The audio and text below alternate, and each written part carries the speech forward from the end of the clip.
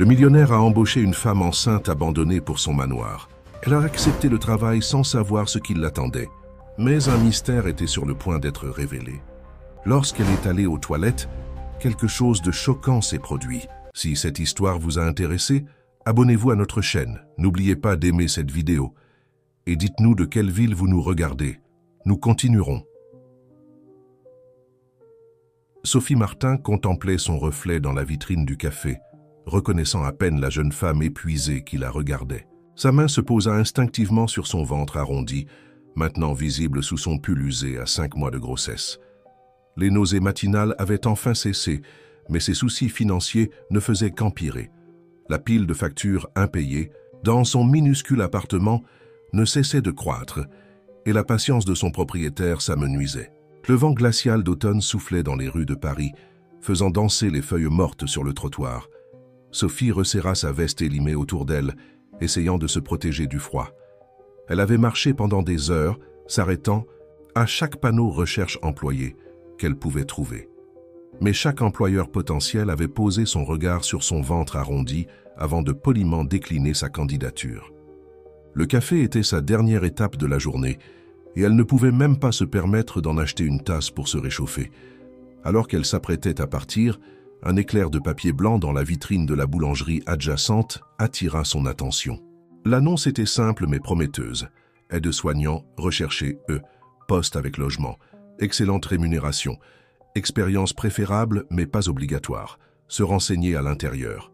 Le cœur de Sophie se mit à battre plus vite. Un poste avec logement résoudrait sa crise de logement et le salaire pourrait l'aider à économiser suffisamment pour l'arrivée du bébé.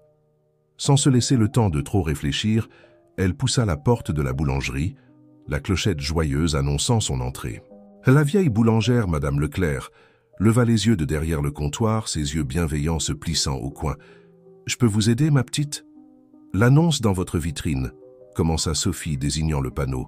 « Pourriez-vous m'en dire plus ?» L'expression de Madame Leclerc changea légèrement, devenant plus sérieuse. « Ah, ce poste, c'est pour le domaine Beaumont sur la colline Saint-Louis. Monsieur Beaumont a besoin de soins à temps plein. » Elle fit une pause, étudiant attentivement Sophie. Plusieurs personnes ont essayé, mais aucune n'a tenu plus de quelques jours. Au lieu de la décourager, cette information ne fit que renforcer la détermination de Sophie. Elle ne pouvait pas se permettre de laisser passer cette opportunité. « Pourriez-vous me donner l'adresse ? J'aimerais postuler. » Madame Leclerc hésita, avant de prendre un morceau de papier. Pendant qu'elle notait les informations, elle parla doucement. « Monsieur Beaumont est difficile. La maison est magnifique mais solitaire. Êtes-vous sûr de vouloir poursuivre cette piste ?» Sophie pensa à son appartement vide, à l'avis d'expulsion collé sur sa porte, et au bébé grandissant en elle. « J'en suis sûre, » dit-elle fermement. L'adresse la conduisit dans un quartier de Paris qu'elle n'avait vu que dans les magazines. D'élégants hôtels particuliers bordaient les rues, leurs fenêtres scintillant dans le soleil de fin d'après-midi. Au bout de la rue se dressait le manoir Beaumont, ses grilles en fer forgé et sa façade imposante témoignant d'une fortune ancienne et d'une intimité soigneusement préservée. Le doigt de Sophie flotta au-dessus du bouton de l'interphone pendant un moment avant qu'elle ne l'enfonce, le cœur battant. Une voix nette et professionnelle répondit presque immédiatement. « Oui, je m'appelle Sophie Martin. Je viens pour le poste d'aide-soignante. » Il y eut une longue pause, et Sophie craignit d'être éconduite sans même avoir une chance de se présenter. Finalement, la voix revint. « Entrez par la grille latérale. Suivez le chemin jusqu'à l'entrée de service. » La grille s'ouvrit avec un déclic, et Sophie s'engagea sur le chemin sinueux. Les jardins, bien qu'impeccablement entretenus, avaient un air mélancolique, comme s'ils étaient plus décoratifs que destinés au plaisir. L'entrée de service s'ouvrit avant qu'elle ne puisse frapper, révélant une femme grande et austère d'une 50aine d'années. « Je suis Madame Perrin, la gouvernante, » dit-elle, son expression indéchiffrable. « Suivez-moi. Monsieur Beaumont vous attend dans la bibliothèque. » Tandis qu'elle traversait les couloirs sombres du manoir, Sophie ne put s'empêcher de remarquer le contraste entre la richesse évidente et le sentiment omniprésent de négligence. Tout était propre et coûteux, mais il y avait une immobilité dans l'air, comme si la maison elle-même avait oublié comment respirer. Les portes de la bibliothèque étaient déjà ouvertes quand elles arrivèrent. La lumière de l'après-midi filtrait à travers de lourds rideaux, illuminant des étagères du sol au plafond et projetant de longues ombres sur le tapis oriental. Au centre de la pièce, assis dans un fauteuil roulant près d'un bureau en acajou, se trouvait Alexandre Beaumont. Il était plus jeune que Sophie ne l'avait imaginé, probablement dans la fin de la trentaine, avec des traits acérés et des cheveux noirs striés, de gris prématuré aux tempes. Ses yeux, lorsqu'ils rencontrèrent les siens, étaient d'une étonnante nuance de bleu et complètement dépourvus de chaleur. « Alors, dit-il, sa voix portant l'accent raffiné de la haute société parisienne, vous êtes la dernière candidate. » Son regard parcourut Sophie, s'attardant sur son ventre arrondi, avant de revenir à son visage avec un scepticisme non dissimulé. « Combien de temps pensez-vous tenir ?» Sophie leva le menton, rencontrant le regard froid d'Alexandre Beaumont avec une détermination inébranlable. « Aussi longtemps que nécessaire, monsieur Beaumont, » répondit-elle, sa voix ferme malgré son cœur qui battait la chamade. Une lueur de quelque chose, de la surprise peut-être, traversa son visage avant que le masque d'indifférence ne revienne. « Madame Perrin vous montrera les conditions d'emploi, » dit-il d'un ton dédaigneux, tournant son fauteuil roulant vers la fenêtre, en supposant que vous soyez toujours intéressé après les avoir lus. La gouvernante sortit une épaisse enveloppe de sa poche et la tendit à Sophie. Les papiers à l'intérieur détaillaient un salaire qui lui fit écarquiller les yeux. C'était plus qu'elle n'avait jamais gagné, suffisant pour assurer l'avenir de son bébé. Le poste comprenait une suite privée dans l'aile est, une couverture médicale complète, et ce qui semblait être un emploi du temps raisonnable.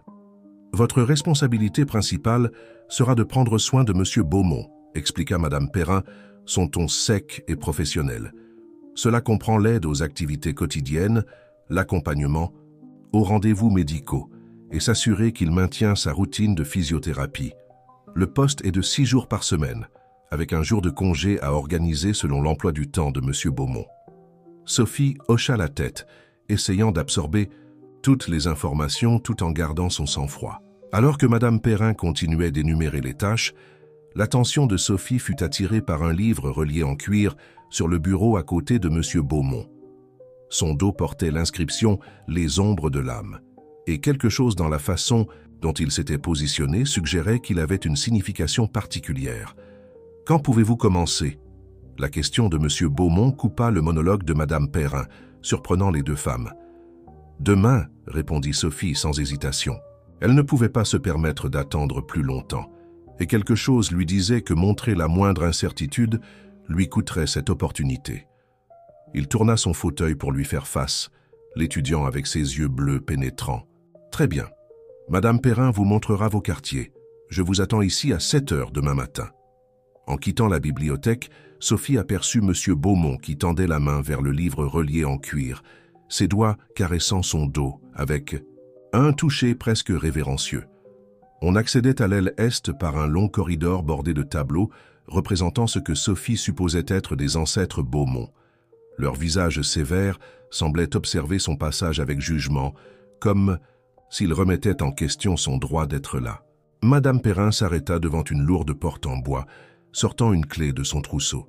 « Voici vos appartements, » dit-elle, poussant la porte pour révéler un salon qui menait à une chambre et une salle de bain privée.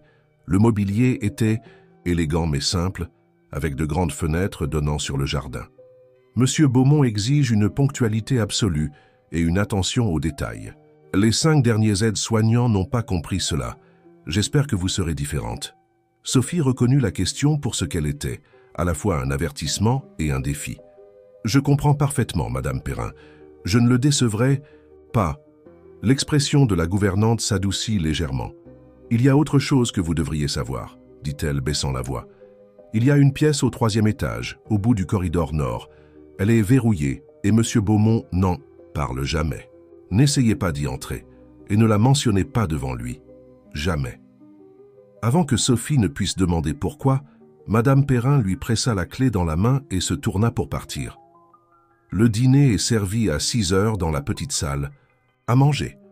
Monsieur Beaumont prend ses repas seul, mais vous êtes invité à rejoindre le personnel dans la cuisine. Elle fit une pause à la porte. Et mademoiselle Martin? Quoi que vous fassiez, ne le laissez pas vous repousser. Il essaiera, il le fait toujours, mais peut-être... Elle s'arrêta, secouant la tête. « Peu importe, je vous verrai au dîner. Laissez. » Seule, Sophie s'assit au bord du lit, s'autorisant enfin à assimiler le tourbillon d'événements. La chambre était plus grande que tout son appartement, et pour la première fois depuis des mois, elle sentit une lueur d'espoir. Elle posa sa main sur son ventre, sentant le doux mouvement à l'intérieur. « Nous allons nous en sortir, » murmura-t-elle. « Je te le promets. » Alors que le soir approchait, les ombres s'allongeaient dans la pièce, et Sophie pouvait entendre la vieille maison s'installer autour d'elle. Quelque part au-dessus, les planchers craquaient sous des pas, et le son distant d'un piano dérivait à travers les murs, beau mais mélancolique comme tout le reste au manoir Beaumont.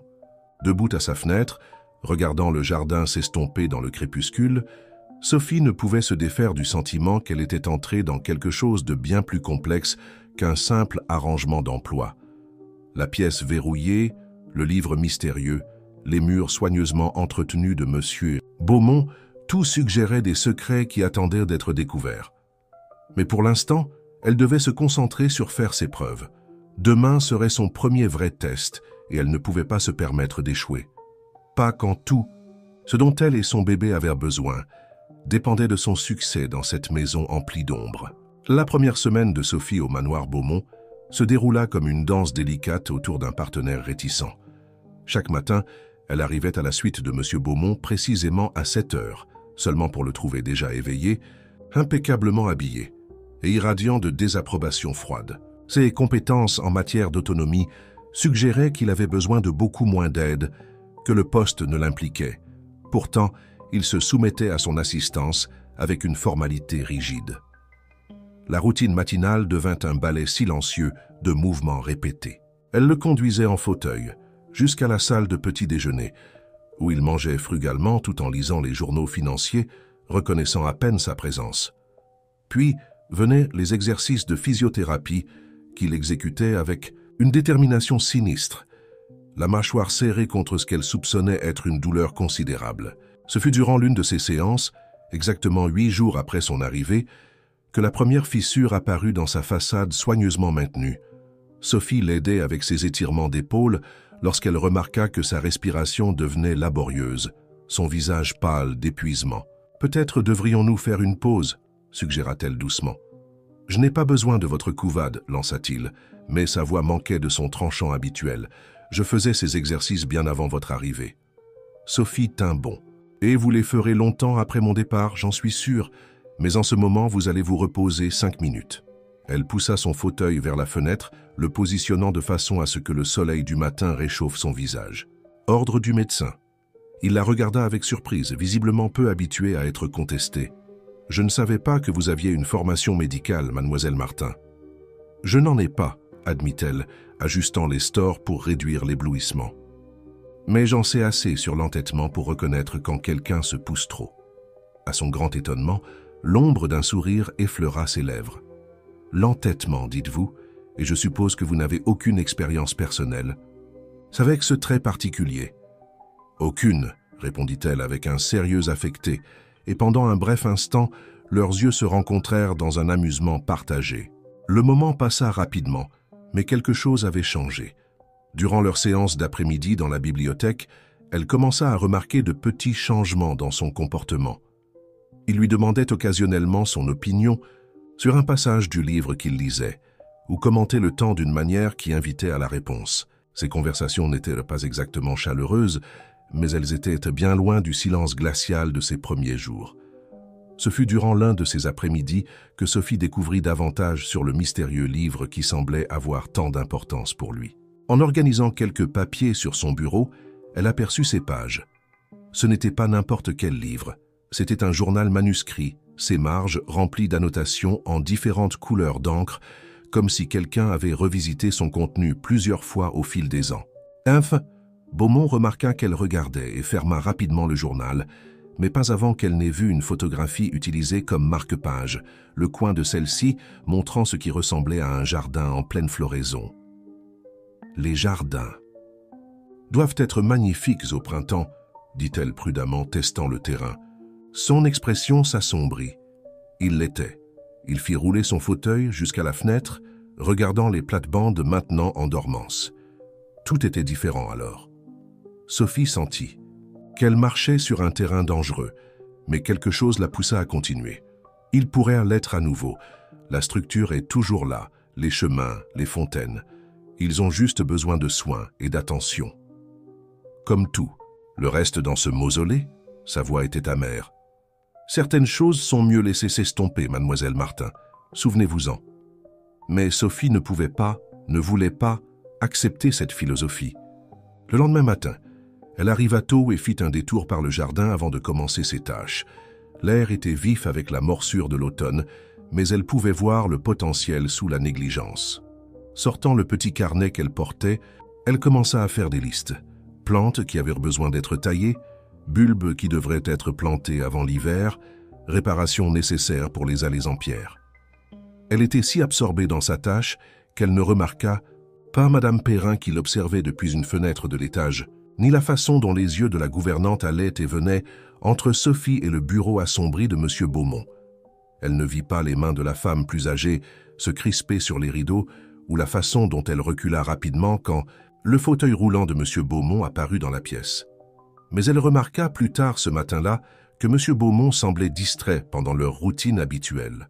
Ses yeux dérivaient constamment vers le jardin, et une fois, alors qu'elle l'aidait avec ses exercices, elle le surprit à la regarder avec une expression qu'elle ne pouvait pas tout à fait déchiffrer, comme si elle était une énigme qu'il ne pouvait pas résoudre. « Vous étiez dans le jardin ce matin », dit-il enfin, son ton soigneusement neutre. « Oui », admit-elle, ne voyant aucun intérêt à nier. « J'espère que cela ne vous dérange pas. » Il resta silencieux si longtemps qu'elle pensa qu'il ne répondrait pas. Puis, presque trop doucement pour être entendu, il murmura « Elle aussi aimait les jardins. » Avant que Sophie ne puisse demander qui était elle, Madame Perrin apparut avec un message concernant un appel professionnel urgent et le moment fut perdu. Mais alors que Sophie l'aidait à naviguer son fauteuil roulant vers son bureau, elle ne pouvait se défaire du sentiment qu'elle avait entrevu quelque chose d'important, une minuscule pièce du puzzle qu'était Alexandre Beaumont. Alors qu'octobre touchait à sa fin, le temps devint nettement plus froid, obligeant tout le monde à rester à l'intérieur du vaste manoir. L'intimité forcée des espaces partagés commença à éroder les frontières soigneusement établies du ménage. Sophie se trouva de plus en plus consciente des courants de tension qui couraient sous la surface des routines quotidiennes. Dame. Perrin, en particulier, semblait l'observer avec une inquiétude croissante. La distance professionnelle initiale de la gouvernante s'était transformée en quelque chose de plus complexe, un mélange de préoccupations et de ce que Sophie ne pouvait interpréter que comme un avertissement. Elle apparaissait soudainement lorsque Sophie et M. Beaumont parlaient, interrompant avec des questions inutiles sur les affaires domestiques. Un soir, alors que Sophie se préparait à terminer son service, elle surprit une conversation animée provenant du bureau de M. Beaumont. La porte était légèrement entr'ouverte, et bien qu'elle sût qu'elle ne devrait pas écouter, l'intensité des voix attira son attention. « Vous vous attachez trop », disait Madame Perrin, sa voix habituellement composée tremblant d'émotion. « J'ai déjà vu cela se produire, Alexandre. Je ne resterai pas sans rien faire et vous regarder être détruit à nouveau. » Ce n'est pas à vous de décider, Marguerite. Son ton était froid, mais il y avait un sous-courant de quelque chose. D'autres, de la douleur peut-être, ou de la peur. Vous avez été plus qu'une gouvernante pour cette famille, mais ne dépassez pas vos limites. Quelqu'un doit vous protéger.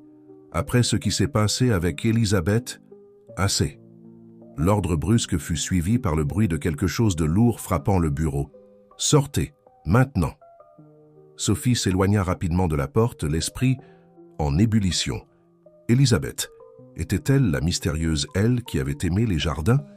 Avant qu'elle ne puisse assimiler cette nouvelle information, Madame Perrin émergea du bureau, le visage empourpré et les yeux brillants de larmes. « Continues !» Elle s'arrêta net à la vue de Sophie. « Combien avez-vous entendu ?» demanda la gouvernante. « Rien clairement, mentit Sophie, protégeant leur dignité à toutes les deux.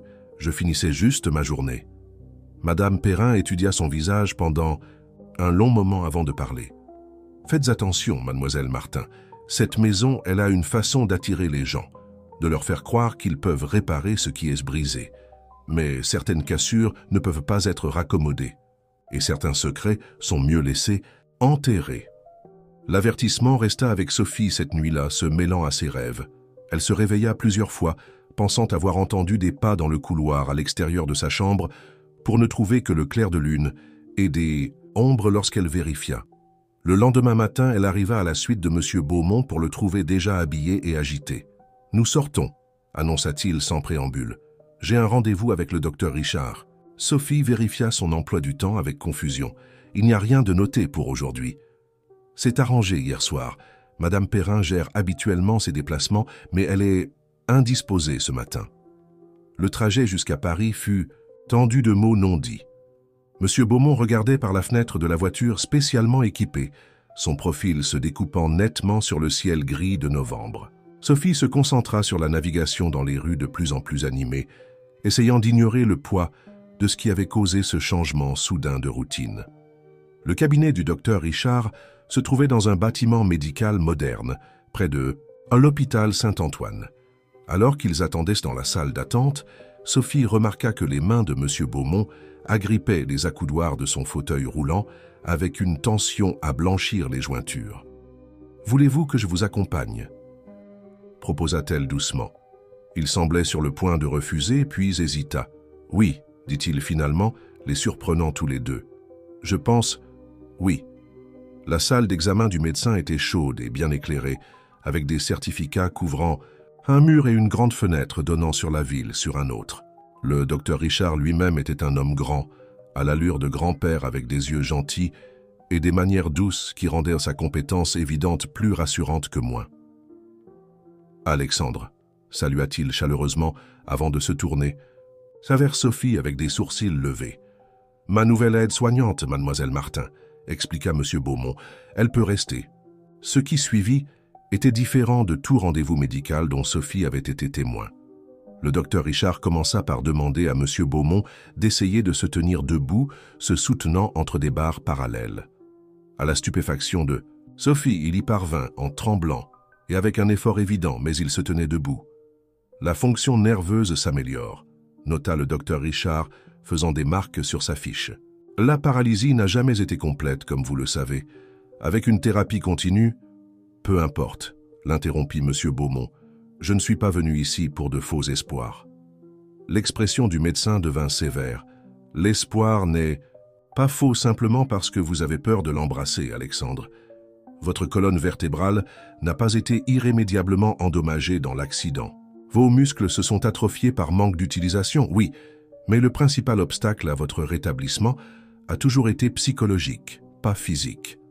L'esprit de Sophie était en effervescence. M. Beaumont pouvait marcher, ou du moins, il pouvait réapprendre à marcher.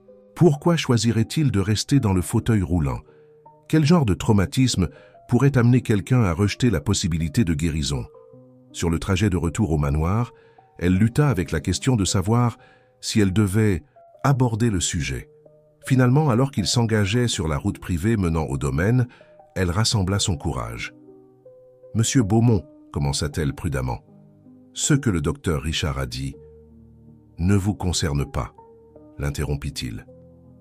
Brusquement, mais ensuite plus doucement, « S'il vous plaît, mademoiselle Martin, pas aujourd'hui. » Elle acquiesça, respectant sa demande, mais son esprit travaillait à plein régime. Les pièces commençaient à former un schéma.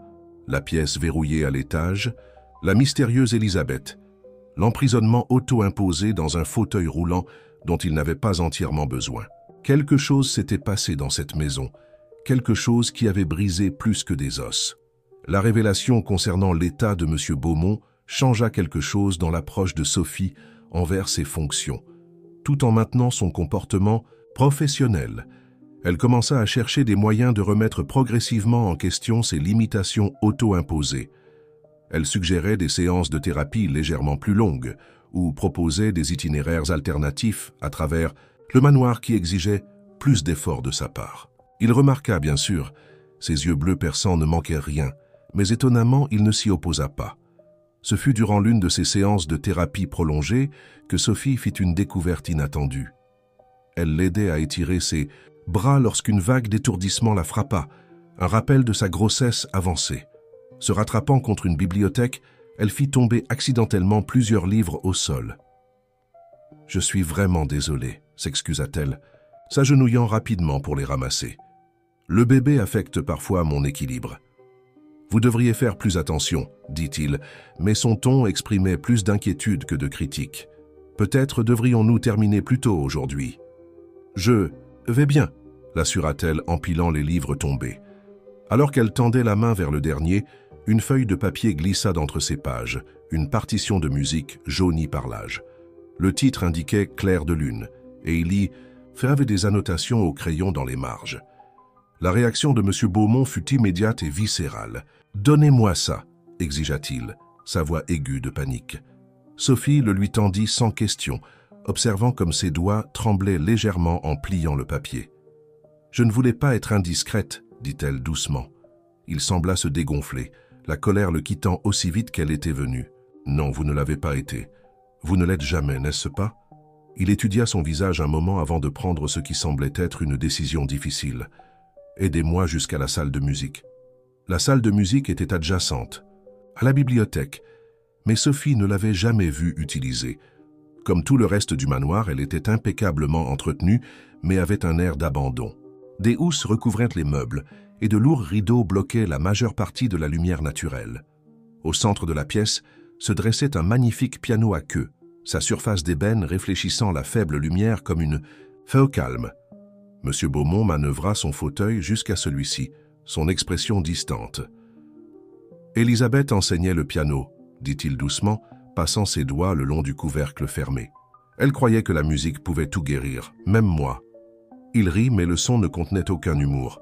Elle s'est trompée sur ce point, au moins. Sophie resta silencieuse, sentant que toute interruption pourrait briser ce rare moment d'ouverture. Elle jouait ce morceau chaque soir, juste au coucher du soleil. Elle disait que c'était sa façon de dire bonne nuit au monde. Sa main se crispa sur la partition. « Je n'ai pas ouvert ce piano depuis... »« Depuis l'accident » hasarda Sophie doucement. Il secoua la tête. « Depuis qu'elle est partie. » Les mots semblèrent lui coûter quelque chose de vital. Tout le monde suppose qu'elle... Mais non, elle est partie, a tourné le dos à tout ce que nous avions construit ensemble. Et moi... Il fit un geste vers son fauteuil roulant. Je lui ai donné la parfaite excuse, n'est-ce pas? Sophie sentit son cœur se serrer à la douleur dans sa voix.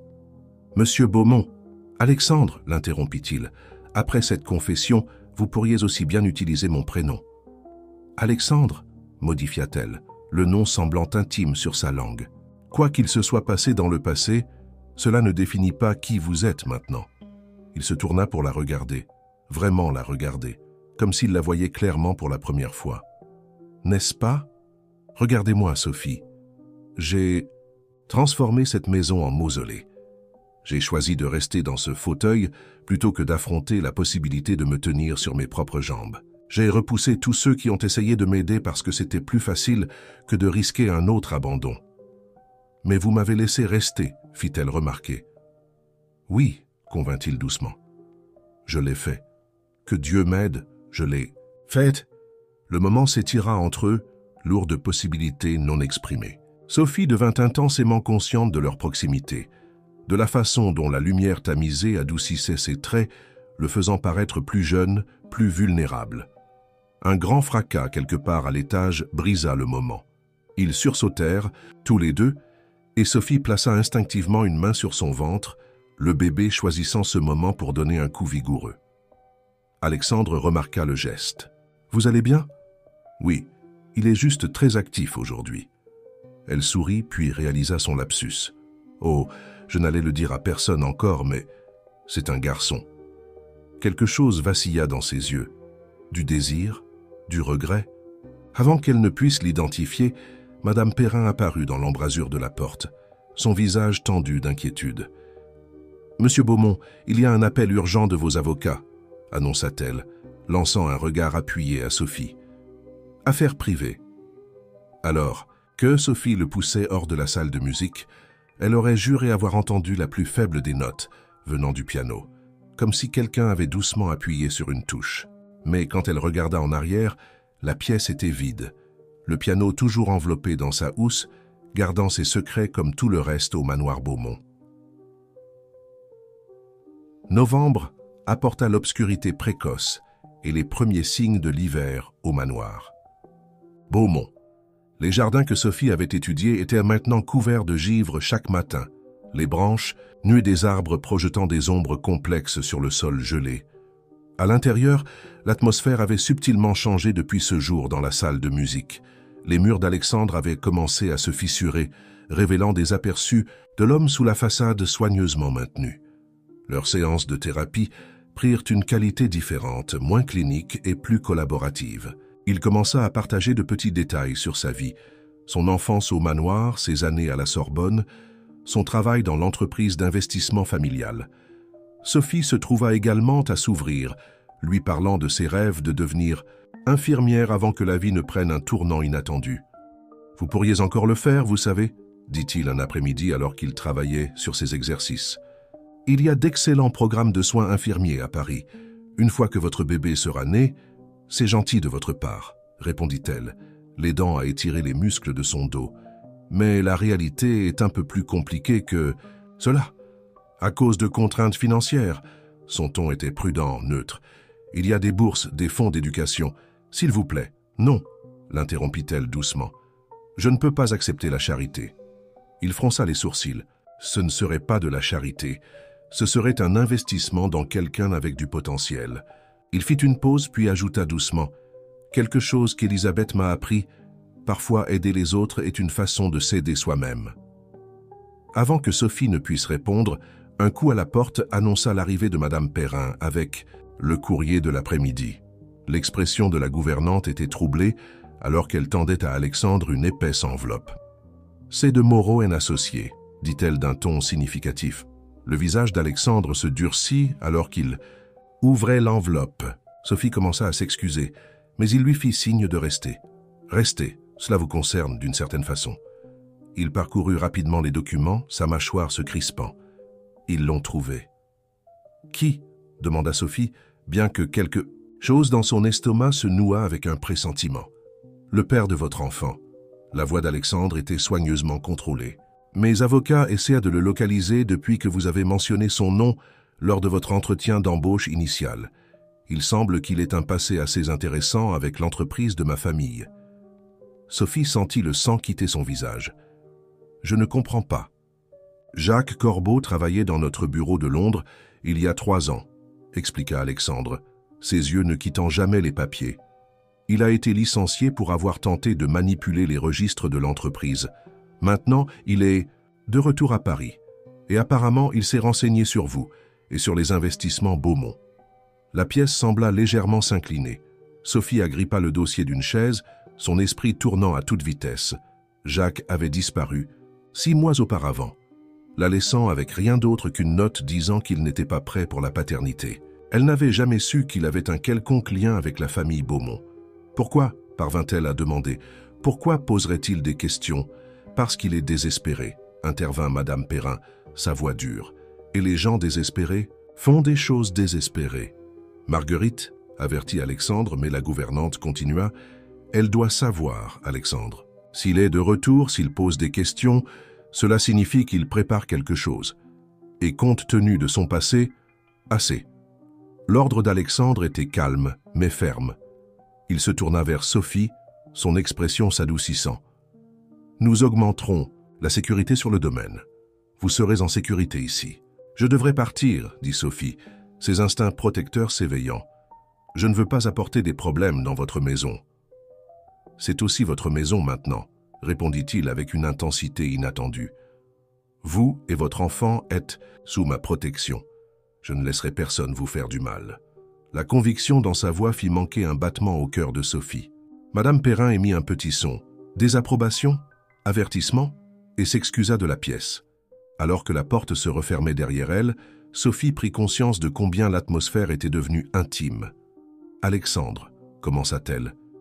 Pas sûre de ce qu'elle voulait dire. « S'il vous plaît, » l'interrompit-il. « Laissez-moi vous aider. Pas par charité, pas par obligation, mais parce que... » Il hésita puis sembla rassembler son courage. « Parce que, d'une manière ou d'une autre, ces dernières semaines, vous êtes devenue importante pour moi. Plus importante que je ne l'aurais jamais cru. » La confession resta suspendue dans l'air entre eux, changeant tout et rien à la fois. Sophie sentit des larmes piquer ses yeux, maudites hormones de grossesse, et se détourna pour les cacher. « Vous m'avez dit un jour que certaines choses sont mieux laissées à s'estomper, » dit-elle, regardant les jardins couverts de givre. « Mais je ne le crois plus. Parfois, les choses qui semblent fanées attendent juste le bon moment pour fleurir à nouveau. » Elle entendit son fauteuil roulant se rapprocher, sentit sa présence derrière elle. « Sophie » dit-il doucement, et quelque chose dans la façon dont il prononça son nom fit battre son cœur plus vite. « Regardez-moi. » Elle se retourna, le trouvant beaucoup plus proche qu'elle ne s'y attendait. Ses yeux bleus avaient perdu leur froideur, remplacés par quelque chose de chaud et d'incertain et plein de possibilités. Sa main chercha la sienne, et elle se trouva à le rencontrer à mi-chemin. Mais, avant que leurs doigts ne puissent se toucher, un coup fort résonna à travers la maison, l'entrée principale, quelqu'un à la porte d'entrée. Le moment se brisa comme du cristal fin, les laissant tous deux surpris et légèrement essoufflés.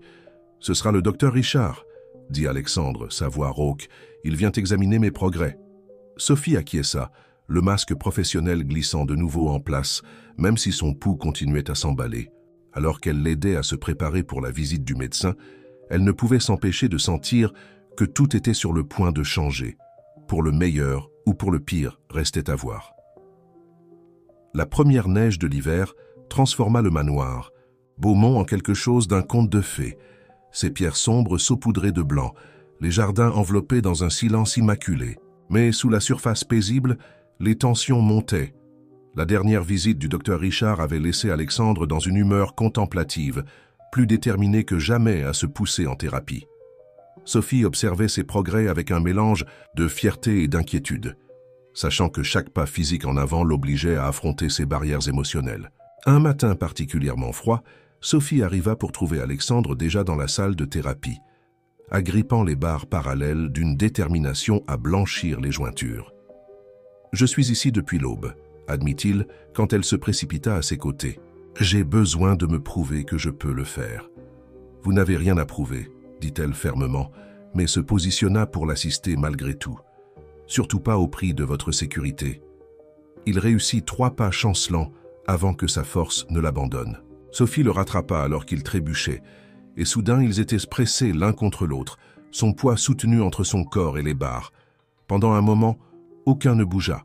Sophie pouvait sentir son cœur battre contre sa poitrine, sa respiration saccadée contre son cou. « Je vous tiens », murmura-t-elle, et le sentit frissonner à ces mots. « Vraiment ?» demanda-t-il doucement, et elle savait qu'il ne parlait plus de soutien physique. Avant qu'elle ne puisse répondre, Madame Perrin fit irruption dans la pièce, son visage habituellement composé rougit d'agitation. « Monsieur Beaumont, vous devez voir ceci immédiatement. » Elle leur tendit un journal, les forçant à se séparer. Sophie aida Alexandre à retourner dans son fauteuil roulant, essayant d'ignorer la chaleur persistante là où leur corps s'était touché. Elle observa son visage alors qu'il lisait l'article qui avait tant bouleversé Madame Perrin, voyant la couleur quitter ses traits. « Contactez Monsieur Paquet au téléphone », ordonna-t-il à Madame Perrin. « Dites-lui d'implémenter le protocole 7 immédiatement. » Il se tourna vers Sophie, son expression grave. « Et vous devriez voir ceci aussi. » L'article provenait de la section économique du Figaro.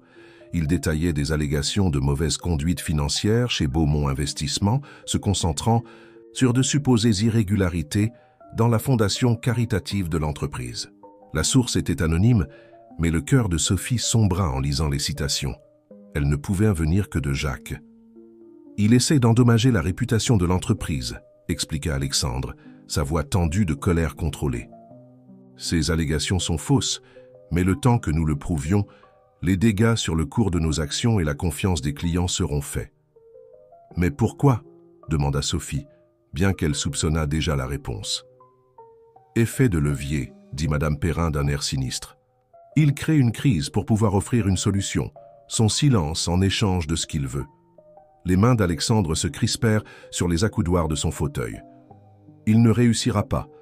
J'ai fait face à de pires menaces contre l'héritage de cette famille. »« Alexandre, » commença Sophie avec hésitation, « je suis vraiment désolé.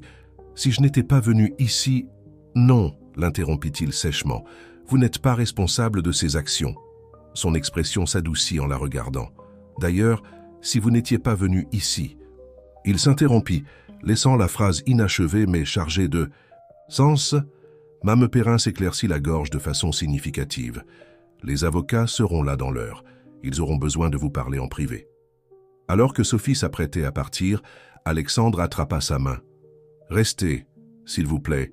Quoi qu'il prépare, cela vous concerne aussi. » La matinée se dissolut en un défilé d'hommes au visage sérieux, en costumes coûteux, leur voix montant et descendant alors qu'ils débattaient de stratégie dans le bureau d'Alexandre.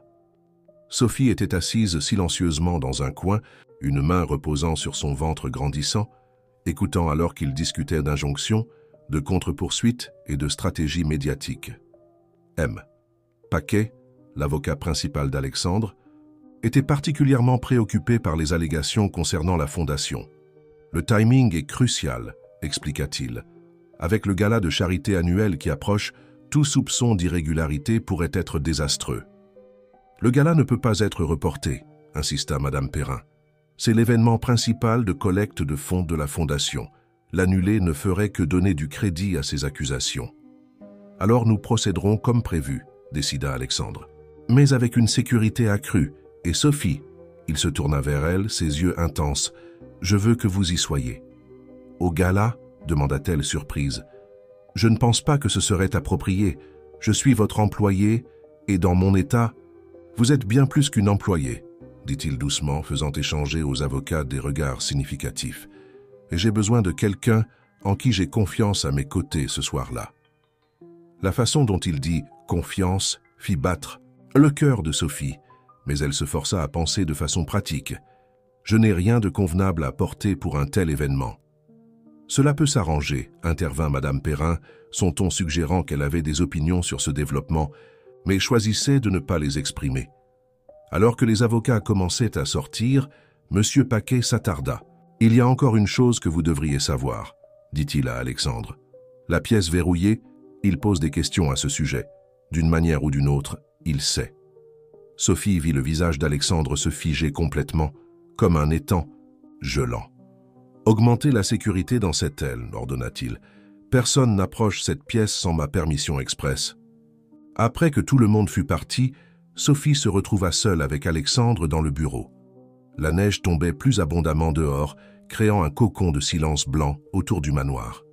« La pièce, » dit-elle prudemment, « elle a quelque chose. À voir avec Elisabeth, n'est-ce pas ?» Il resta silencieux si longtemps qu'elle pensa qu'il ne répondrait pas. Puis, à peine audible, « Elle a tout à voir avec Elisabeth, et bientôt, vous devrez savoir pourquoi. » La semaine précédant le gala de charité transforma le manoir Beaumont en une ruche d'activité. Des membres du personnel que Sophie avait à peine vus auparavant émergèrent de divers coins de la maison, polissant l'argenterie, arrangeant des fleurs et transformant la grande salle de bal en quelque chose tout droit sorti d'un rêve. Même Madame Perrin semblait trop occupée pour maintenir sa surveillance habituelle sur les interactions de Sophie et Alexandre. 3 jours avant l'événement, une collection de housses de vêtements arriva de la plus exclusive boutique parisienne. Que Madame Perrin supervisa leur transport jusqu'à la chambre de Sophie, son expression indéchiffrable. « Monsieur Beaumont les a fait sélectionner spécialement, » dit-elle, aidant Sophie à ouvrir la première housse. « Ah, elle s'est souvenue de tout ce que vous avez mentionné sur vos couleurs et styles préférés, même en passant. » À l'intérieur se trouvait une robe bleu nuit qui coupa le souffle de Sophie. Le design était élégant mais pratique, modifié pour s'adapter à sa grossesse, tout en la faisant se sentir belle plutôt que voyante. Les autres housses contenaient des accessoires, une étole chaude et même des chaussures plates sophistiquées mais confortables. « C'est trop », protesta Sophie, passant ses doigts sur la soie. « Peut-être », convint Madame Perrin, la surprenant, mais Alexandre a toujours été excessif dans le soin qu'il porte à ceux qui comptent pour lui. Elle fit une pause, lissant un pli invisible de la robe. « C'est ce qui m'inquiète. » Sophie se tourna pour faire face directement à la gouvernante. « Madame Perrin, s'il vous plaît, je sais que vous essayez de le protéger, mais je ne voudrais jamais intentionnellement lui faire du mal. Non, je ne pense pas que vous le feriez. » Les yeux de la femme plus âgée étaient tristes, mais Elisabeth non plus au début. « Que s'est-il vraiment passé avec elle ?» demanda doucement Sophie. Tout le monde tourne autour du sujet, mais personne ne le dit directement. Madame Perrin resta silencieuse un long moment, semblant débattre avec elle-même. Finalement, elle dit « Ce n'est pas à moi de raconter cette histoire. » Mais elle bougea pour fermer la porte, puis continua d'une voix plus basse. La pièce verrouillée, c'était leur sanctuaire privé. La salle de musique d'Elisabeth était pour le spectacle, pour l'enseignement. Mais cette pièce était là où elle jouait vraiment, où ils passaient leurs soirées ensemble. Après l'accident, après qu'elle soit partie, il l'a scellée. Tout est encore exactement comme c'était cette dernière nuit. Mais pourquoi la maintenir? Pourquoi ne pas la vider, prendre un nouveau départ? Parce qu'il se punit, répondit Madame Perrin, pour n'avoir pas vu les signes, pour n'avoir pas empêché ce qui est arrivé, pour avoir survécu quand elle... Elle s'arrêta brusquement, pressant ses lèvres l'une contre l'autre. Quand elle quoi? Insista Sophie, sentant quelque chose de crucial dans l'hésitation de la gouvernante. Mais Madame Perrin secoua la tête. Demandez à Alexandre, il doit être celui qui vous le dira. Juste, quoi qu'il vous dise. Souvenez-vous que les apparences peuvent être trompeuses. Même Elisabeth n'était pas exactement ce qu'elle semblait être. L'avertissement cryptique resta avec Sophie alors qu'elle vaquait à ses tâches ce jour-là. Alexandre était pris dans d'interminables réunions concernant la crise de la Fondation. Donc leur interaction était limitée à de brefs moments entre ses appels et conférences. Mais chaque fois que leurs yeux se rencontraient, elle sentait le poids des mots non dits entre eux. Ce soir-là, alors qu'elle se préparait à terminer son service, Alexandre lui demanda de le rejoindre dans la bibliothèque. Il s'était entraîné à se tenir debout plus longtemps, et maintenant il agrippait le dossier de son fauteuil en cuir préféré, faisant face à la cheminée. « Vous avez parlé à Marguerite d'Elisabeth ?» dit-il sans préambule. Sophie ne prit pas la peine de le nier. « Oui, j'ai besoin de comprendre. » Pourquoi? Parce qu'elle est toujours là, Alexandre. Dans chaque pièce, dans chaque décision que vous prenez, dans chaque mur que vous avez construit autour de vous. Si je vais... Elle hésita puis se força à continuer. Si je vais signifier quelque chose pour vous, j'ai besoin de comprendre dans quoi je m'engage. Il se tourna pour lui faire face, ses mouvements plus forts et plus confiants qu'elle ne les avait jamais vus. Et si comprendre change la façon dont vous me voyez? Si la vérité vous donne envie de partir? Alors ce serait mon choix à faire, dit-elle fermement. Mais vous devez me donner ce choix. Le visage d'Alexandre passa par une série d'émotions, avant de se figer en résignation. « Demain, dit-il finalement, après la dernière réunion avec l'équipe de crise, je vous montrerai la pièce, vous direz tout. Vous méritez de savoir avant le gala. » Sophie hocha la tête, son cœur battant d'un mélange d'anticipation et de peur. Alors qu'elle se tournait pour partir, il appela son nom. « Sophie, merci pour le cadeau. » Elle fronça les sourcils, confuse. « Quel cadeau ?»« Le choix, dit-il. Simplement. Vous êtes la première personne depuis l'accident qui m'a vraiment donné cela. » Cette nuit-là, Sophie se tenait à sa fenêtre, regardant la neige tomber dans les lumières de sécurité qui parsemaient les terrains. Quelque part, dans l'obscurité, elle savait que des gardes supplémentaires patrouillaient, surveillant tout signe de Jacques. La pensée de lui, là dehors, complotant, aurait dû la terrifier. Mais d'une certaine manière, à l'intérieur de ces murs, avec la force tranquille d'Alexandre à ses côtés, elle se sentait plus en sécurité qu'elle ne l'avait été depuis des mois. Son bébé donna un coup de pied, un mouvement fort et sain qui la fit sourire. « Nous allons nous en sortir », murmura-t-elle, faisant écho à ces mots de cette première nuit au manoir. Mais maintenant, il semblait moins un espoir, désespéré et plus une promesse. Demain apporterait des révélations, pour le meilleur ou pour le pire. La pièce verrouillée livrerait ses secrets, et avec eux peut-être la clé du cœur d'Alexandre. Mais pour ce soir, Sophie se laissa rêver de musique et de neige et de secondes chances, tandis que le manoir Beaumont maintenait sa veille, autour d'elle, ses ombres adoucies par la promesse de l'aube. Le matin de la révélation promise se leva gris et lourd de neige. Sophie se trouva à accomplir ses tâches avec une anticipation distraite, son esprit dérivant constamment vers les mystères qui l'attendaient dans la pièce verrouillée. Alexandre, lui aussi, semblait préoccupé, ses réponses pendant la thérapie plus mécanique que d'habitude. La réunion finale de l'équipe de crise se prolongea tard dans l'après-midi. Quand elle se termina enfin, Sophie trouva Alexandre dans son bureau, regardant la neige tourbillonner par la fenêtre. Il avait positionné son fauteuil roulant à côté de son bureau, mais il était debout, une main appuyée contre le rebord de la fenêtre. « Êtes-vous sûr de vouloir faire cela aujourd'hui » demanda-t-elle doucement. « Avec le gala demain. »« Ce doit être aujourd'hui, » l'interrompit-il, se tournant pour lui faire face. « J'ai besoin que vous compreniez tout avant demain soir. » Il prit une profonde inspiration. « Prenez la clé auprès de Marguerite. Je vous retrouverai en haut. » Sophie trouva Madame Perrin dans la cuisine, supervisant les préparatifs pour l'événement du lendemain. Le visage de la gouvernante se tendit quand Sophie expliqua sa mission, mais elle retira une lourde clé en fer de son trousseau sans protester. « Souvenez-vous de ce que j'ai dit, » avertit Madame Perrin en la lui remettant, « à propos des apparences. » Le troisième étage du manoir Beaumont était étrangement silencieux, ses épais tapis étouffant les pas de Sophie. Alexandre attendait au bout du corridor nord, ayant pris l'ascenseur de service. Il avait insisté pour marcher la distance finale, utilisant une canne pour se soutenir. La porte verrouillée était en bois sombre et vieilli, sa poignée en laiton ternie par le temps. Les mains de Sophie tremblaient légèrement lorsqu'elle inséra la clé. Le mécanisme tourna avec une facilité surprenante, comme s'il avait été bien entretenu malgré des années de non-utilisation. « Attendez », dit Alexandre, alors qu'elle commençait à pousser la porte. « Avant d'entrer, vous devez savoir, tout dans cette pièce est exactement comme c'était cette nuit-là. Je n'ai permis à personne de changer ou de nettoyer quoi que ce soit. C'est préservé. » Sophie acquiesça, comprenant l'avertissement, dans sa voix. Ensemble, ils entrèrent dans le passé. La pièce était plus petite qu'elle ne l'avait imaginé, mais exquisément proportionnée. De grandes fenêtres donnaient sur les jardins arrière, leurs lourds rideaux tirés pour révéler la neige qui tombait. Un petit piano à queue dominait un coin, son couvercle fermé, des partitions encore disposées sur le pupitre. Des meubles confortables créaient des espaces de détente intime et des bibliothèques tapissaient les murs. Mais ce furent les photographies qui attirèrent l'attention de Sophie. Des dizaines d'entre elles, encadrées professionnellement, couvraient un mur entier. Elles racontaient une histoire. Un Alexandre plus jeune, se tenant grand et confiant, son bras autour d'une femme frappante aux cheveux auburn et aux yeux verts. Élisabeth.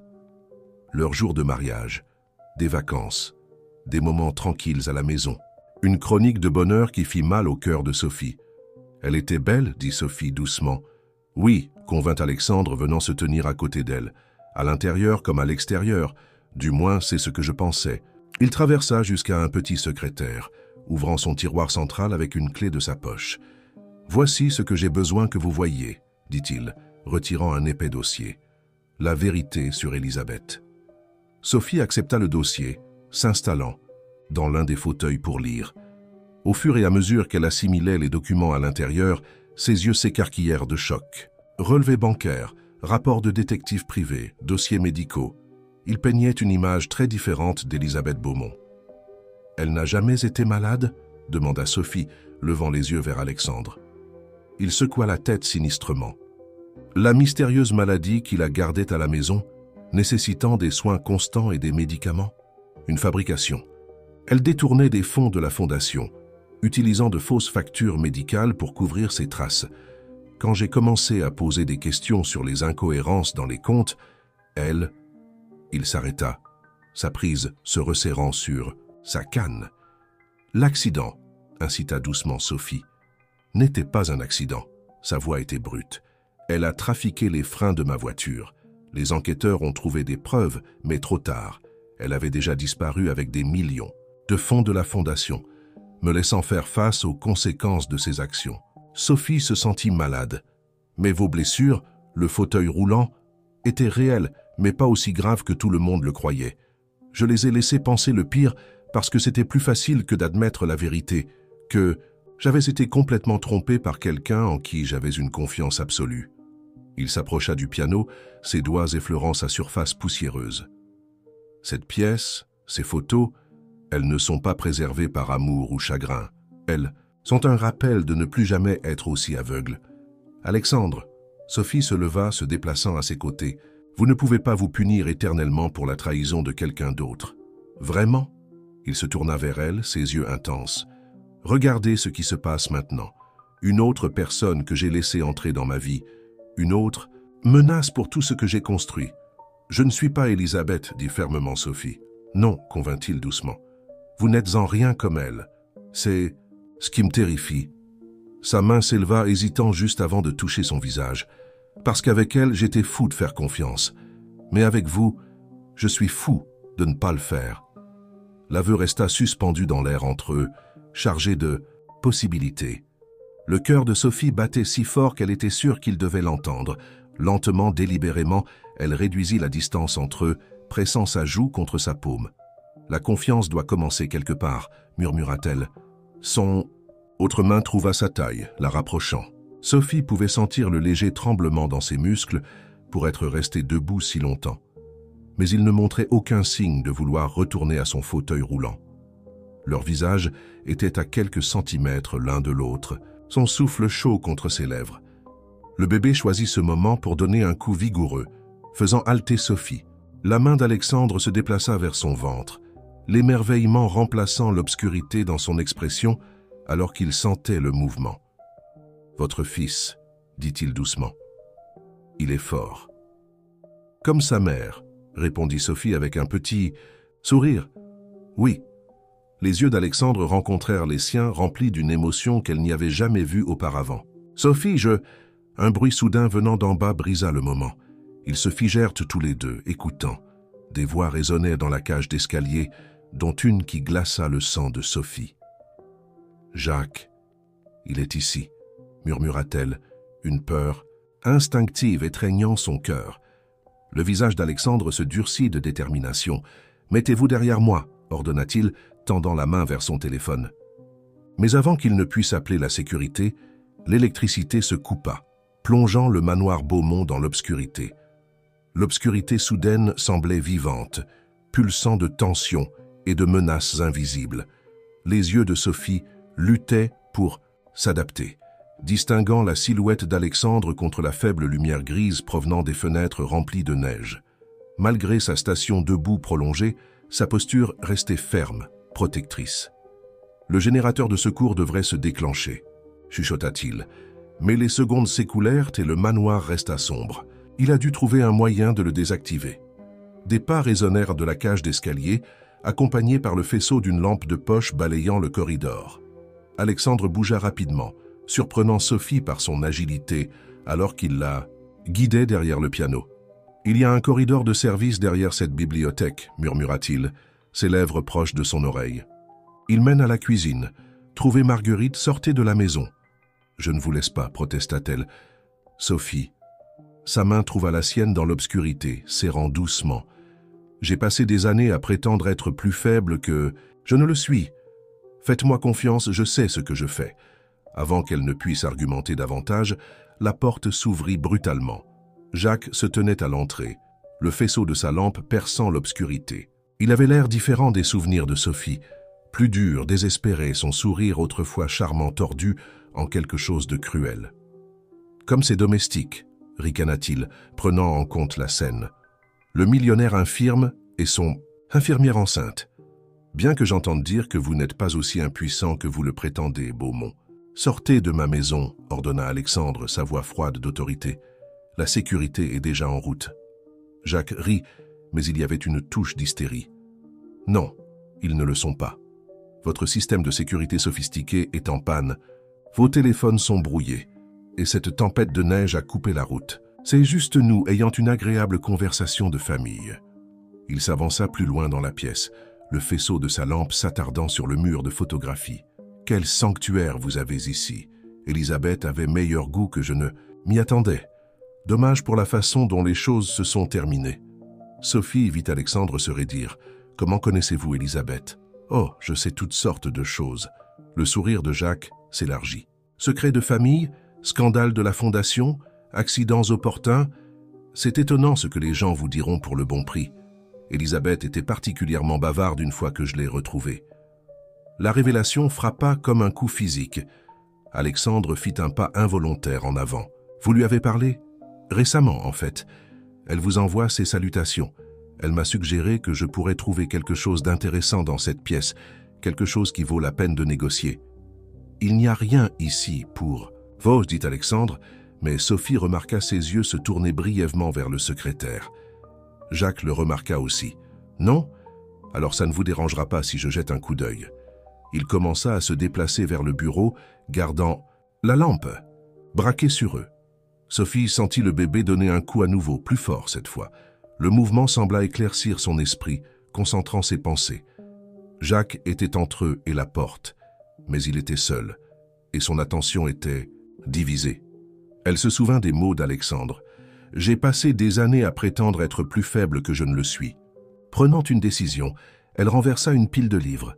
Le bruit fit se retourner Jacques, le faisceau de sa lampe l'aveuglant momentanément. Mais dans cet instant de distraction, Alexandre bougea. Des années de physiothérapie avaient gardé ses muscles forts, même s'il choisissait de ne pas les utiliser. Maintenant, avec tout en jeu, il traversa la pièce en 3 enjambées rapides. Jacques essaya de se retourner, mais Alexandre était déjà là, attrapant son bras et forçant la lampe vers le plafond. Sophie n'attendit pas pour en voir plus. Elle courut vers la bibliothèque qu'Alexandre avait mentionnée, trouvant le loquet caché au toucher. Alors que le panneau s'ouvrait, elle entendit des bruits de lutte derrière elle. « Sophie, courez !» cria Alexandre. Au lieu de cela, elle fouilla dans sa poche pour son téléphone. Il était inutile pour les appels avec les signaux brouillés, mais sa lampe fonctionnait toujours. Se retournant, elle dirigea le faisceau directement dans les yeux de Jacques. La lumière soudaine le fit trébucher. Son pied s'accrocha au banc du piano, l'envoyant s'écraser dans le mur de photographie. Des cadres se brisèrent autour de lui alors qu'il tombait. Alexandre n'hésita pas. Il se déplaça aux côtés de Sophie, sa respiration lourde mais sa position stable. « Les escaliers de service », dirigea-t-il. « Maintenant. » Cette fois, elle obéit, le laissant la guider dans le passage caché. Derrière eux, ils pouvaient entendre Jacques jurer alors qu'il luttait pour se relever. Le corridor étroit était complètement noir au-delà de la lumière du téléphone de Sophie. Ils descendirent aussi vite qu'ils osèrent, la main d'Alexandre ferme sur son coude, la soutenant. « Madame Perrin sera dans la cuisine, » dit-il doucement. « Elle a des protocoles pour les urgences. Mais Sophie, il l'arrêta un moment. Peu importe. Ce qui arrive, souvenez-vous de ce que je vous ai montré dans cette pièce. Souvenez-vous de la vérité. Alexandre, s'il vous plaît. » Sa voix était urgente. « J'ai besoin de savoir que vous comprenez. Elisabeth, l'accident, le fauteuil roulant, tout concernait le contrôle. Ma réponse à la trahison a été de me fermer, de construire des murs. Mais vous, il prit son visage dans ses mains.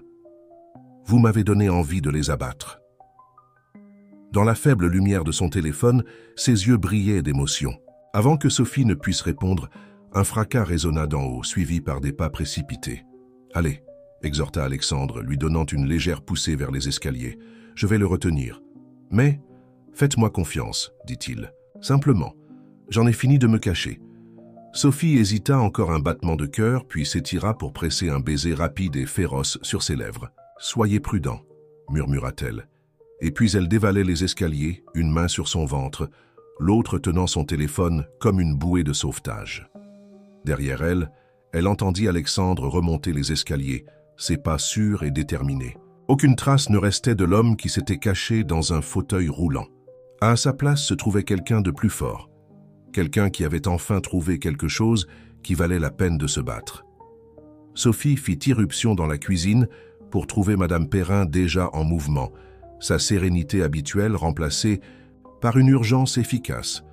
La femme plus âgée avait rassemblé des lampes de poche et dirigeait les autres membres du personnel avec une autorité tranquille. « Mademoiselle Martin !»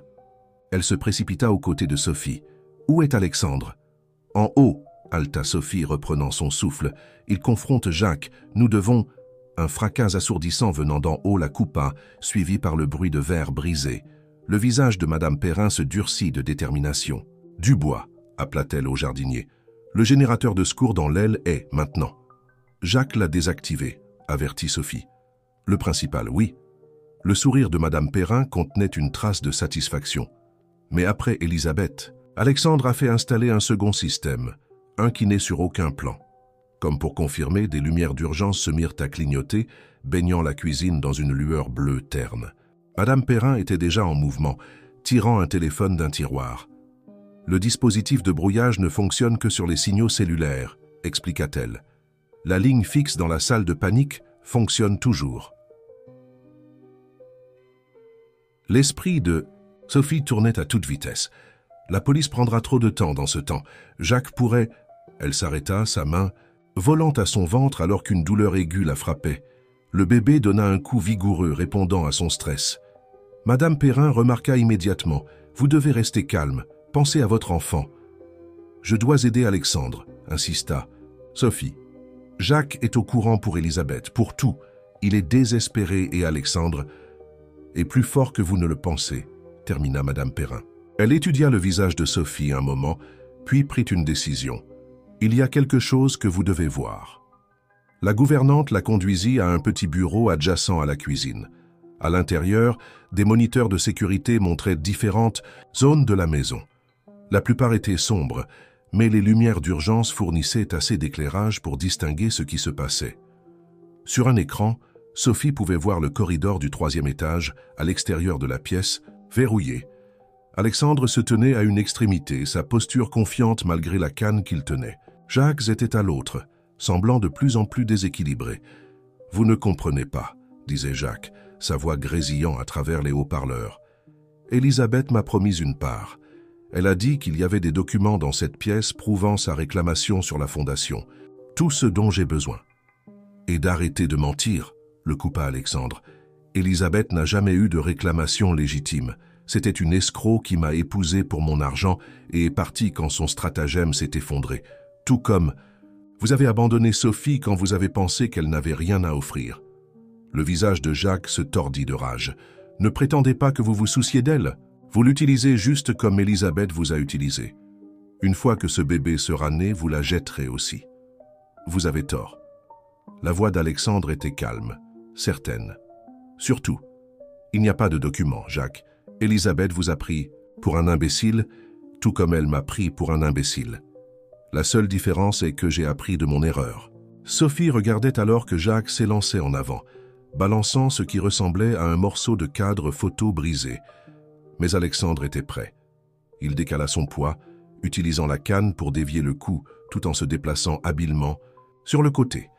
Des années de physiothérapie lui avaient donné plus de force et de contrôle que Jacques ne l'avait prévu.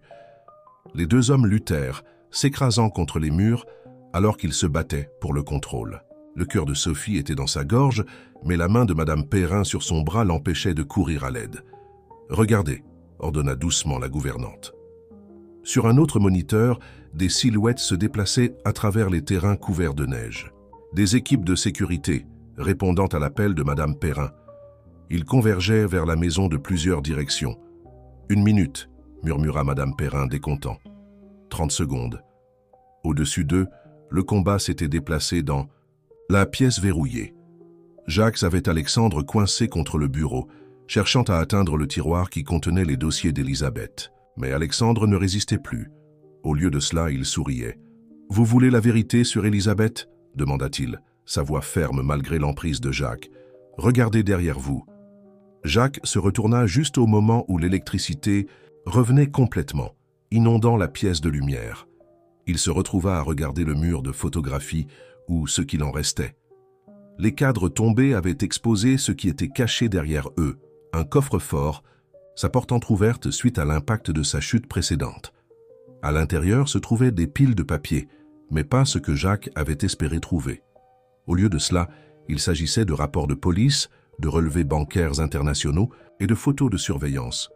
Il montrait Elisabeth dans différentes villes, sous différents déguisements, exécutant la même arnaque sur d'autres hommes fortunés.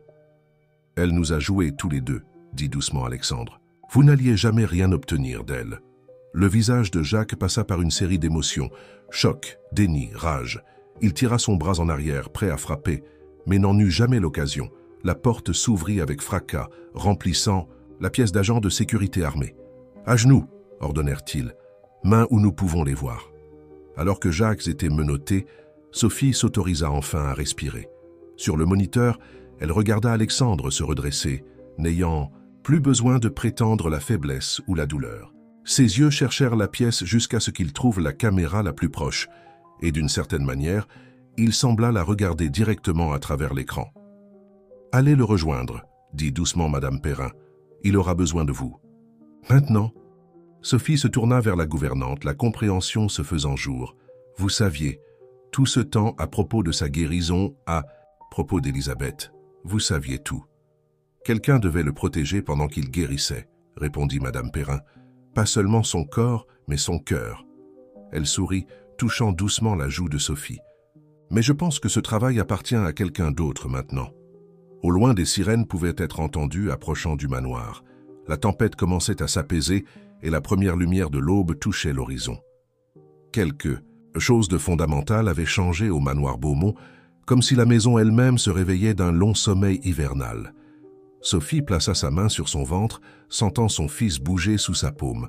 « Il est temps d'aider votre père à affronter le jour », murmura-t-elle, et elle se dirigea vers les escaliers. Les conséquences des événements de la nuit se déroulèrent comme des scènes d'un rêve. Des voitures de police bordaient l'allée du manoir, leur lumière peignant la neige en rouge et bleu alterné. Jacques fut emmené menotté, sa bravade antérieure remplacée par un silence maussade. Des dépositions furent recueillies, des preuves collectées, et progressivement le chaos commença à s'apaiser. Sophie trouva Alexandre dans la bibliothèque, debout près de la fenêtre, alors que le lever de soleil hivernal peignait le ciel, en nuances de rose et d'or. Il avait refusé les soins médicaux au-delà d'un examen superficiel, bien qu'un bleu s'assombrissait le long de sa mâchoire. « Vous devriez vous reposer, » dit-elle doucement, venant se tenir à côté de lui. « Je me suis assez reposé. » Il se tourna pour lui faire face, ses yeux intenses. « Pendant des années, je me suis caché de tout. Ma guérison, mes sentiments, la vérité sur Élisabeth. Mais vous voir en danger ce soir... » Il chercha sa main, entrelaçant leurs doigts. « Je ne pouvais plus me cacher. »« Je comprends maintenant, » dit Sophie. « Pourquoi vous avez maintenu la prétention si longtemps? Le fauteuil roulant, l'isolement, ils étaient votre armure. » Oui. Son pouce traçait des motifs sur sa paume.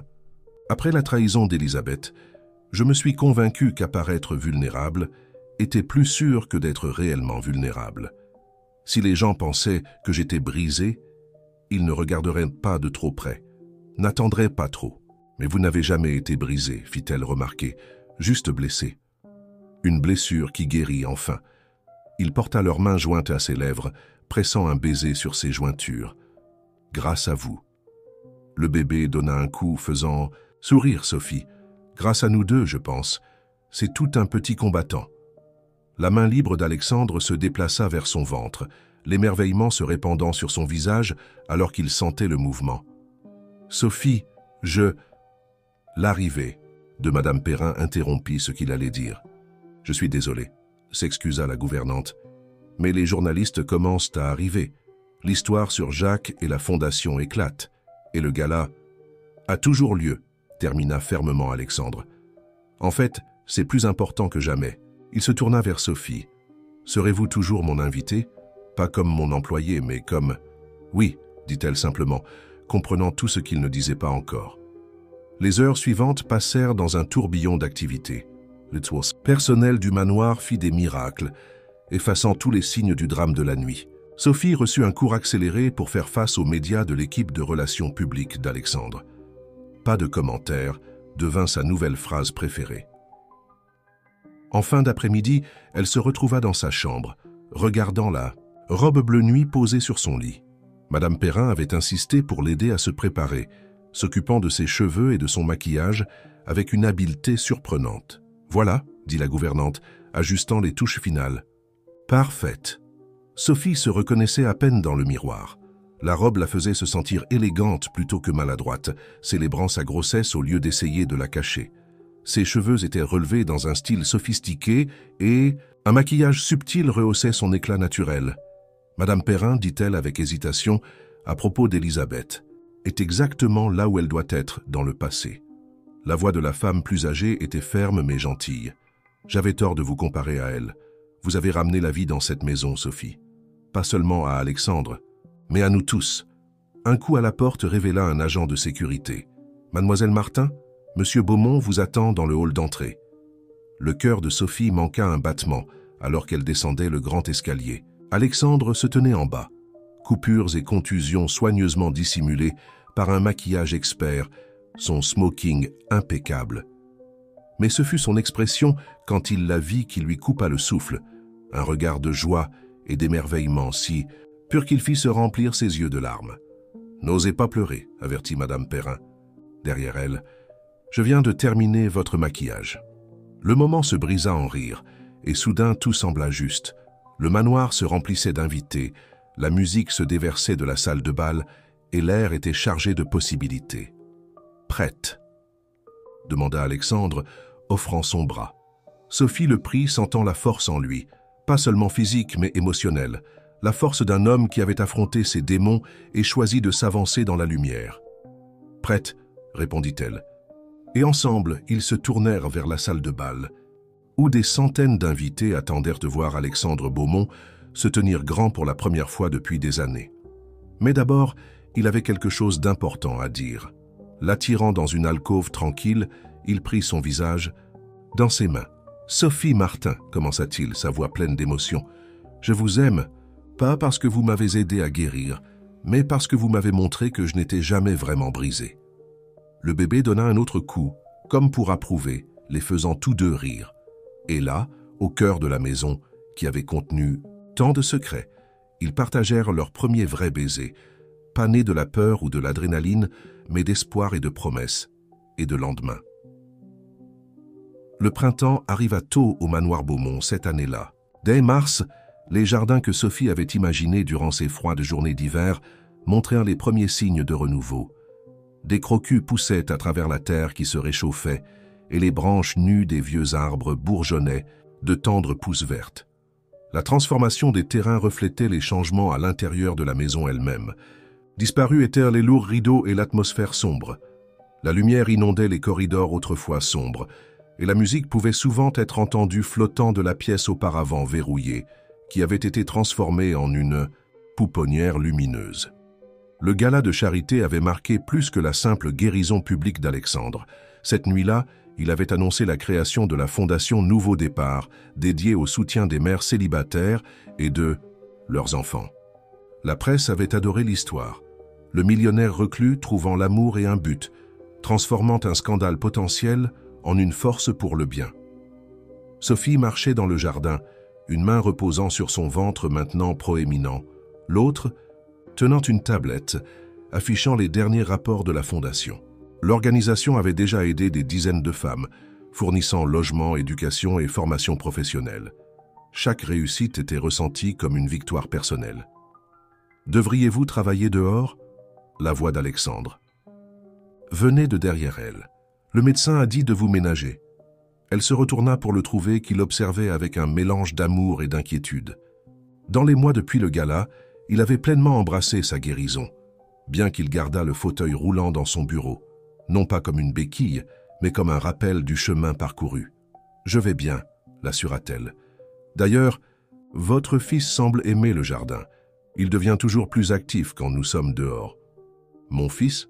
Alexandre leva un sourcil, s'avançant pour l'étreindre.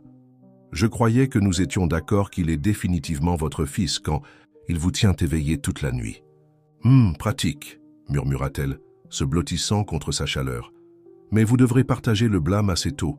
Le docteur Moreau dit qu'il pourrait arriver n'importe quel jour maintenant. » La main d'Alexandre rejoignit la sienne sur son ventre, sentant les coups forts de leur enfant impatient. Ils avaient décidé de le nommer Benjamin, signifiant « fils de ma main droite », un témoignage des nouveaux départs et de la force trouvée dans la guérison. Madame Perrin apparut sur le chemin du jardin, essayant de cacher son sourire en les trouvant ensemble. La gouvernante s'était épanouie dans son nouveau rôle de directrice administrative de la Fondation, son efficacité naturelle parfaite pour organiser leurs œuvres caritatives en expansion. « Les meubles de la pouponnière sont arrivés », annonça-t-elle, « et les décorateurs sont prêts à commencer dès que vous souhaitez revoir les plans. » Sophie et Alexandre échangèrent des regards complices. Ils avaient décidé d'incorporer des éléments de la salle de musique et du jardin dans la conception de la pouponnière, un mélange de leur histoire partagée et de leurs espoirs futurs. « Nous devrions rentrer », dit Alexandre, remarquant « Sophie réprimait un bâillement. Vous devez vous reposer avant la réunion du conseil d'administration de la Fondation demain. » Alors qu'ils marchèrent vers la maison, Sophie s'arrêta pour regarder la façade du manoir. Les pierres austères, qui avaient autrefois semblé si intimidantes, se sentaient maintenant protectrices, comme l'étreinte d'une famille. Comme c'était étrange qu'elle soit, venue ici désespérée et seule, pour trouver tout ce dont elle n'avait jamais su avoir besoin. « Pensée profonde ?» demanda doucement Alexandre. « Je me souviens juste de ce premier jour, » répondit-elle, « quand vous m'avez demandé combien de temps je pensais tenir. » Il grimaça légèrement au souvenir. « J'étais si déterminé à repousser tout le monde. Heureusement que je suis têtu. Heureusement que vous êtes extraordinaire, » corrigea-t-il, l'attirant près de lui pour un baiser. Un coup vif de « Benjamin les fit rire tous deux, se séparant. »« Il aime vraiment les jardins, » médita Sophie, tout comme Élisabeth. Le nom ne portait plus de douleur. Ils avaient fait la paix avec le passé, transformant la blessure en sagesse.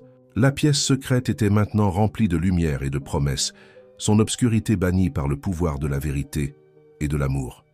Ce soir-là, alors que le coucher de soleil peignait le ciel en nuances de rose et d'or, Sophie était assise dans l'embrasure de la fenêtre de la pouponnière pendant qu'Alexandre jouait du piano, une berceuse pour leur fils à naître.